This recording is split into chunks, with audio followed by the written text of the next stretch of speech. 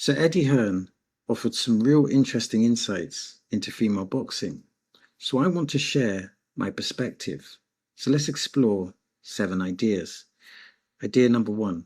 Eddie Hearn confirms a formal Matchroom MVP alliance in women's boxing. I believe Eddie Hearn sees the potential. And MVP, they clearly understand the power of Matchroom. Female boxing, again, this is a personal belief, has a massive potential, but it needs to have the right storyline and the right promotion to be huge. Now, when we look at Matchroom and MVP, this could be a great alliance because Matchroom independently can push things far, but Matchroom aligned with MVP can push this further. I guess, what is this? Is it an alliance? Is it a partnership? Is it a collaboration? But clearly, there's a financial mutual interest.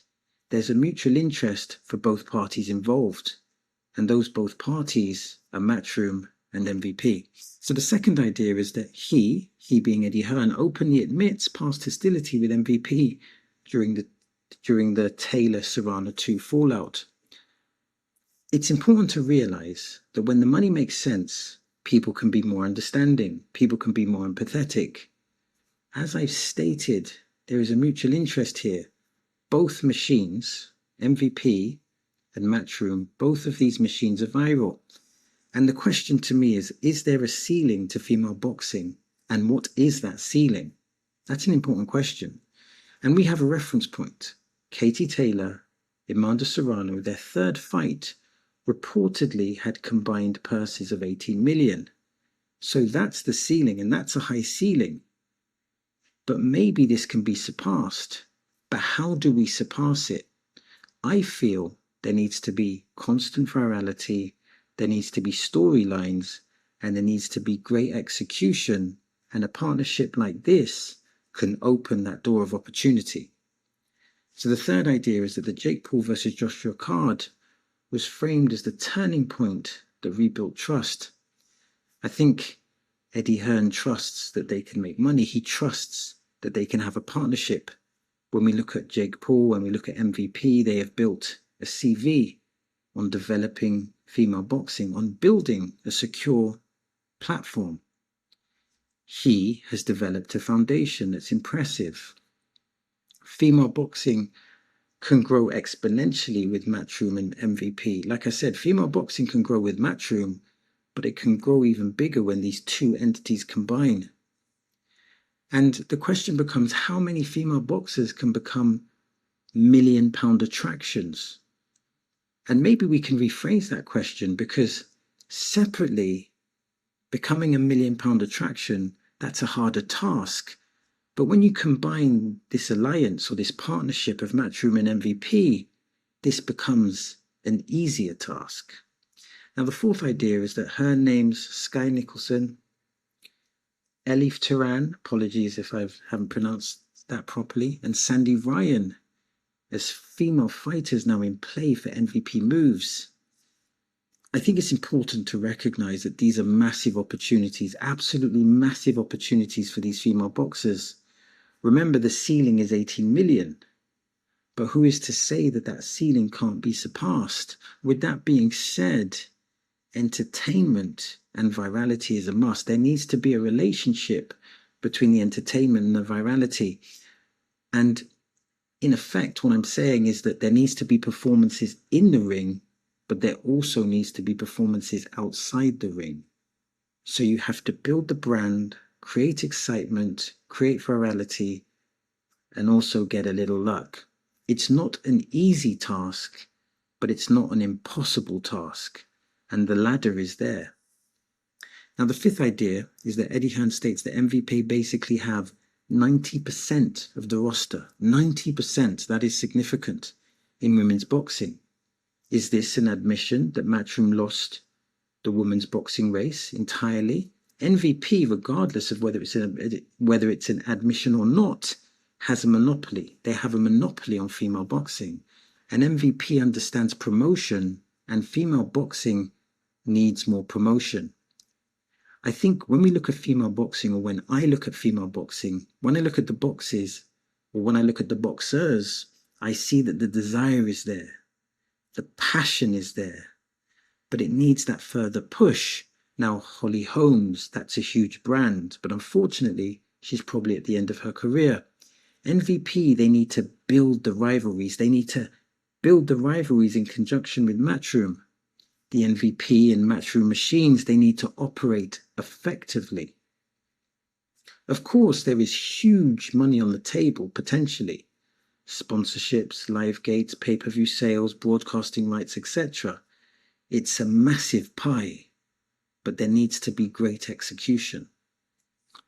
And the sixth idea is that Hearn frames the move as necessary to get his fighters undisputed status and unification fights. And I agree, the female boxers, they need to fight each other. But the caveat here is that yes, they need to fight each other, but they need to build the rivalries. They need to build the tension. They need the boxing public to care. Matter of fact, they need the world to care. And that comes through marketing, effective marketing. And the seventh idea and the final idea is that Hearn positions this as like an ego suppression, putting the fighter opportunity above promotional pride. Is this genuine humility? From my perspective, I feel that when you put yourself in a position to win, sometimes you have to make concessions. The bigger picture here is the victory for female boxing. And judging MVP as a reliable business entity, I'm assuming they've made those assessments and they see that MVP is a reliable business entity and it brings additional marketing and it brings a roster of fighters.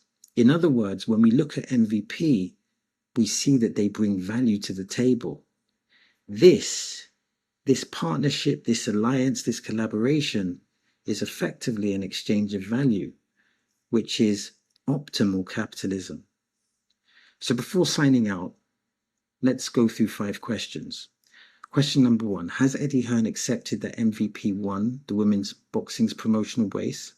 I'm not sure if he's made that concession, but I think what he has done is that he understands and he accepts that MVP has done a great job in developing female boxing, and effectively they own the real estate of female boxing, or they own 90% of that real estate. And I think Eddie Hearn understands that that real estate is valuable, and of course I'm using those words figuratively. Question number 2, can the Matchroom MVP alliance create female million-pound attractions beyond Taylor and Serrano? I think there's a collaboration effort here. It's not just what MVP does. It's not just what Matchroom does. It's not just what the opponents do. It's the matches that is created. It's the virality that's created. If everyone is operating optimally, then potentially there'll be new female million-pound attractions. But there are so many moving variables, so many different moving parts. So it's hard to establish an objective truth here. Question number 3, is MVP's dominance health growth or a dangerous monopoly? The monopoly is a monopoly that they've built. They've been strategic. They've earned that monopoly. And clearly they understand marketing, so that gives them value. They've positioned themselves well on the chessboard, and now they've been rewarded with a collaboration. Question 4, will access to better opponents finally create the rivalries women boxing needs?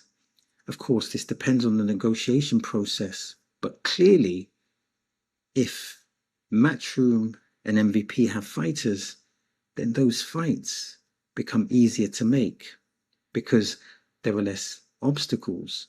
There's no conflicts of interest. So the potential of making big fights becomes much, much easier. And finally, question 5, is Eddie Hearn showing genuine humility or simply following the money? I think as a promoter, you have to respect capitalism. I think as a promoter, you have to respect the money. And I think as a promoter, You have to respect other people's CVs and other people's reputations. I think MVP has built a reputation. They have built a platform. So he's respecting the platform. He's respecting the CV. He's respecting the monopoly. And by default, he's respecting the money. So that's the end of the video. Now I'm trying to build a digital boxing community. And that means I'm interested in your thoughts, I'm interested in your perspectives, and I'm interested in your observations. Now, if you want to support the channel, press like, hype, and subscribe. And if you want to watch more content like this, then simply click here or click here. As always, thanks for your time. It is much appreciated.